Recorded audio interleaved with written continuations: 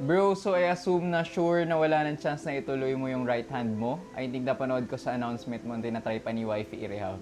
So, currently guys, ito yung update dito sa right hand ko. Nakapag 5 PT sessions na nga tayo. And so far naman guys, may onting-onting improvement.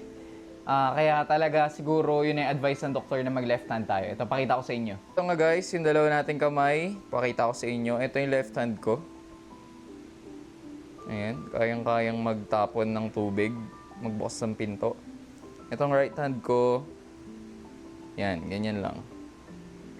So, sa 5 session, feeling ko naman may konting difference, pero sobrang layo niyan para sa maayos na gameplay sa badminton. And then, ayun nga guys, may kita nyo na may scar, ano pa rin.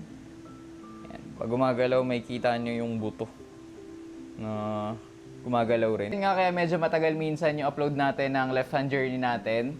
Kasi pinapahinga ko minsan tong left arm and legs ko kasi sobrang sore niya nga. Kapag free day ko, nagpipickleball ako using my right hand. Nakatulong din yun kasi pampatanggal ng boredom. Kahit papaano, hindi kailangan masyado ng ganun sa pickleball. More on pailalim kasi siya na pronation. So yun lang naman guys, abangan nyo ngayong day 6 natin. Nag-training na naman tayo. Papakita ko sa inyo yung progress natin.